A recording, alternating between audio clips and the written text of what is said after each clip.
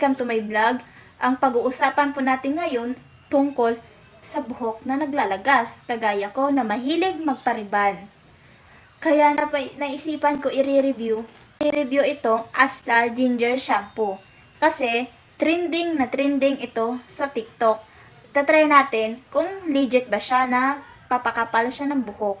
Day 1. Maligo muna tayo guys. Itatry po natin yung Asla Ginger Shampoo na trending sa TikTok. Try natin kung legit ba siya na pampakapal ng buhok. Day 1 pa po natin yan ha. Sana effective po ito na pampakapal ng buhok yung Asla Ginger Shampoo. Mahirap pag mahilig ka magpariban ng buhok tapos lagas talaga buhok mo. Ito na siya guys. Kahit mag-shampoo, lagas talaga buhok ko ay. Hirap pag naglalagas yung buhok mo para ka makakalbo. Yan guys, tapos na po tayo maligo kaya magsuklay po muna tayo. Habang nagsusuklay ko, lagas talaga.